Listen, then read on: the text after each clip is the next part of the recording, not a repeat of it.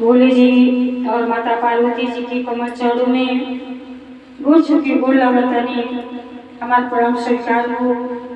माँ जगदम्बा भवानी के कमल चरणों में गोर छू के गोर लगतनी हमार प्रणाम स्वीकार हो। सब देवी देवता के कमल चरणों में गोर छू के गोर लगतनी हमार प्रणाम स्वीकार हो। सब गुरु भाई बहना के कमल चरणों में गोर छू के गोर लगतनी हमार प्रणाम स्वीकार हो। नीलम दीदी और हरिंदर भैया के कमल चरणों में गोर छू के गोर लगतनी हमार प्रणाम स्वीकार हो। आशीर्वाद के चाहना बा। तो देखिए गुरु भाई बहना, आज हम आप लोगन के माता पार्वती जी के एक छोटा सा कथा कहे जाता है। ये कथा के पूरा सुना आप लोगन के आनंद आ जाए। जौन की हमके घर घर जब शिव चर्चा करतानी तो देखी माता रानी कैसे शिव चर्चा कैले वाली महादेव जी के प्रसन्न करे करते। बड़ा सुंदरी कहानी बा। कहानी अगर आप लोगन के अच्छा लगी तो कमेंट में भोले जी और माता पार्वती जी के नाम जरूर सभी लिखो। काहे खातिर नाम लिखले बोले कहले से सब दुख के निवारण हो जाला। तो देखी माता जी महादेव जी से कहतानी गौरा मैया कि हे स्वामी, ये सावन महीना में चर्चा करने से काम मिलेला।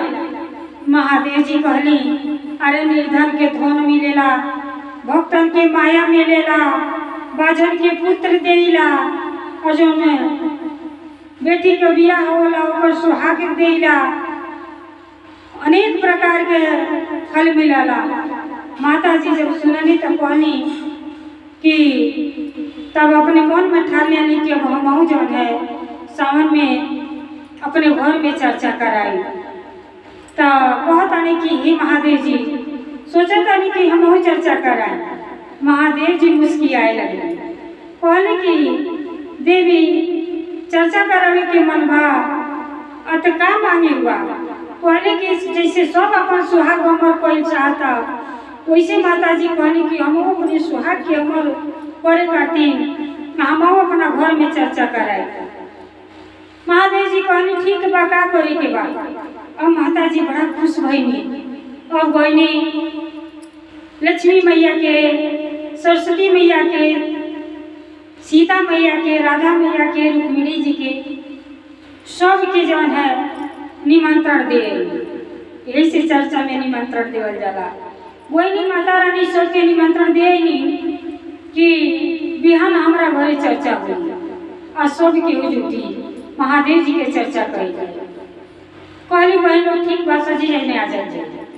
और जे घर रहल वहाँ के घर सबके दुर्गा मैया के सबके निमंत्रण दे के चली आई कि हमारा घर में चर्चा हुई।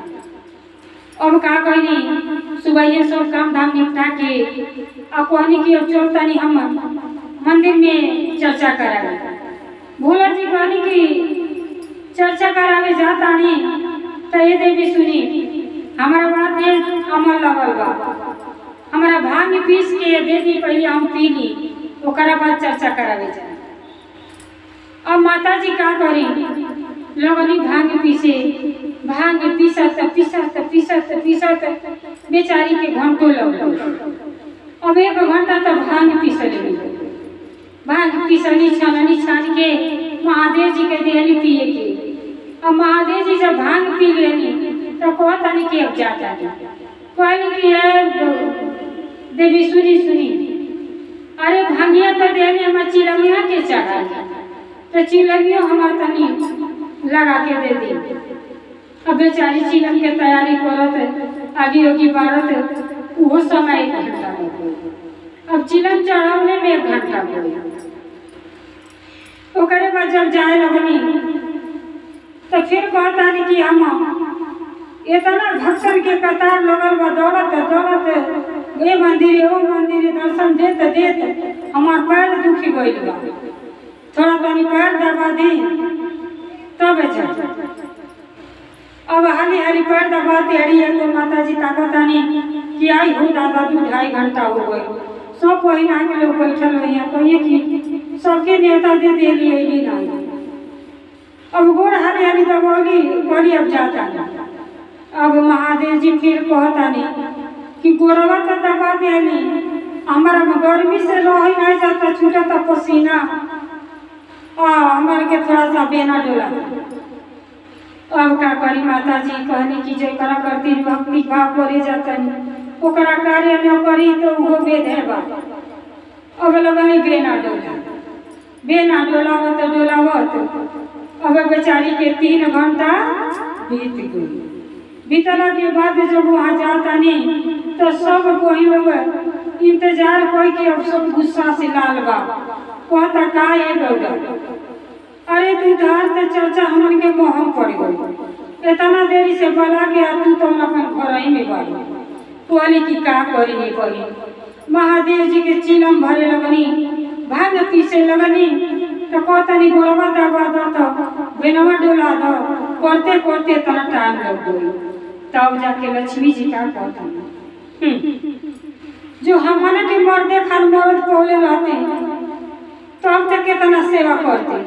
अरे टूटे झोपड़ी में रहे के बाद अब भांग धतूरा चबाए के बाद सावन महीना में टूप कुछ होता है, सजी कपड़ा लता भीजल बा तो उन्हें मर्दे के इतना सेवा बा। अरे हमन के मर्द ते माहौल बनवा के रखले बानी, जौने स्वाराम हमन के करतानी उ के तना सेवा करबू तो के पूछौ ना मिली। त देखी पत्नी के मर्द कितना शराबी कबाबी रहे, कितना लाख कुछ कहत रहे, लेकिन मुँह पर जब केहू बुराई करेला तो बड़ा बेकार लगेला। माता जी के मन धुनी हो गई, उदास हो गई। माता जी कुछ जवाब ना देता नहीं आयनी घरे। तब भोले जी कहता नहीं कि का हो बड़ा जल्दी चलिए काहे कैसन उदास बाड़ू, पूजा पाठ करेला तो मन हर्षित होला, तू कैसन चेहरा उदास बा। कहली कि का कही रौरा वही लाग करे पहले बा। अरे जब से बियाह कही के लिए अली कौनो सुख स्वागत नहीं बा, टूटही झोपड़ी में रखली, अब भांग धतूरा के अलावा कुछ पूरी पकवान मिले के नहीं तो कौन सुख बा भदेहली कि खुश मन रही। सब के ताना बोली बोलता तो भोला जी कहली कि ऐसा बा तोरा अपने भोला पर विश्वास नहीं के तो अपने जटा में से जटा के बार नोच के देहनी कहनी की ले जा आजा। फिर वही लक्ष्मी जी से कही हो कि यही बराबर हमके कुछ दे दें, अब जौन भी उनके हो गया भाई हमारी भांग धतूरा बा कुछ दे दिए तो वह ले आके अपन पूरी पकवान बना लिया नाग पंचमी। अब बहनी माता जी तो लक्ष्मी जी कहली कि आई अब अपमानित करे के रहल तो बैठौली और पूरी पकवान बना के खियौली। कहली कि बैठ का कह दिया तो हम वही एगो कार्य से हमार भोला जी आई बार दे बाटी जटा आ यही बराबर हमके कुछ दे दो, अले चली घर में त्योहार आएगा कुछ बना खा ले। अब का कहली ले तराजू एको जटा धो दियनी आ एको लगली अनाज धो के तौली। कहली इतने बराबर हमके चाहिए, ऐसे बेसी नहीं चाहिए। अब वो एगो बरवा पूरे उनके महल के जितना राशन पताई धन दौलत और जौन भी लक्ष्मी जी गाजत गईली उपलरा बराबरे ना होके हार गईली।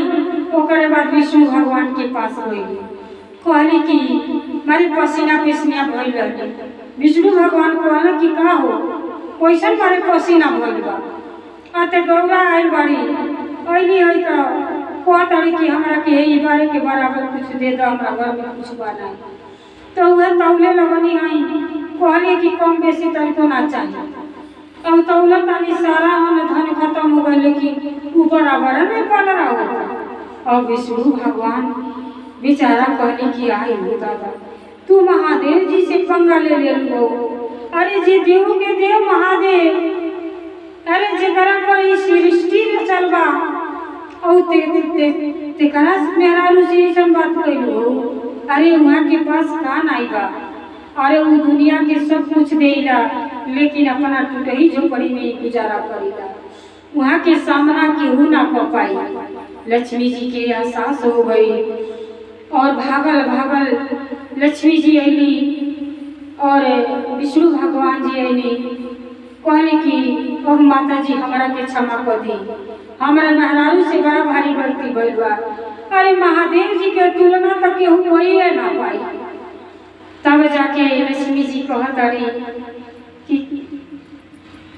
कि सखी गावन गुनवा बाड़े तुहरा भोला में, चर्चा होला गौआ टोला में ना।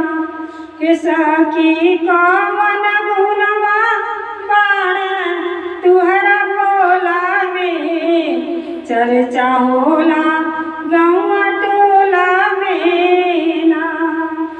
सबके महल अटारी दिहने, सबके महल अटारी दिहने, अपने टूटई झोपड़िया में रहने। सबके महल अटारी दिहने, अपने टूटई झोपड़िया में रहने। सखी होई है गुनवा बाड़े हमरा भोला में, चर्चा होला गौआ टोला में ना। सखी होई है गुनवा बाड़े हमरा भोला में, चर्चा होला गौआ टोला में ना। सखियो कौन गुनवा बाड़े तुहरा भोला में, चर्चा होला गौआ टोला में ना।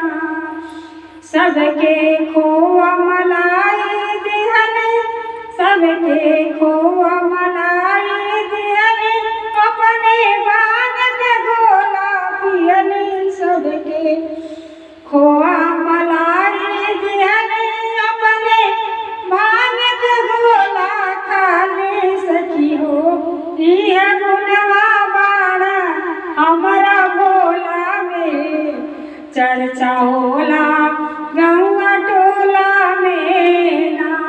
सखी होई है गुनवा बाड़े हमरा भोला में, चर्चा होला गौआ टोला में ना।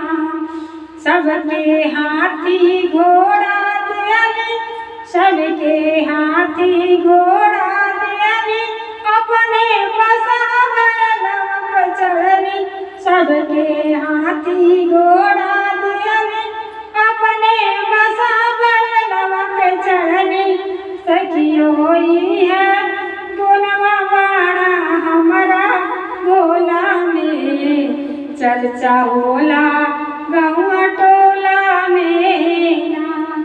सखी होई है गुनवा बाड़ा हमरा भोला में, चर्चा होला टोला टोला में ना। माता जी गौरा मैया महादेव जी के चरण में गिर गई कि हे महादेव जी हमारा भ्रम दूर हो गई, कि हमारा मोहल अटारी ना चाहिए, हमारा टूटई झोपड़िए स्वर्ग बा, हमारा राउर साथ चाहिए महादेव जी, हमारा के मोहल अटारी अखवा मलाई कुछ ना चाहिए। माता जी के वही एहसास हो गए और लक्ष्मी जी के अभिमान भी दूर हो गए कि हमारा अपने धन दौलत पर अभिमान हो गई है, हमारा के ये वही क्षमा करो। क्या कबू धन दौलत पर अभिमान ना करे के चाहिए। जितना महादेव जी देहले बानी उतना ही में खुश होके के सीखे के चाहिए।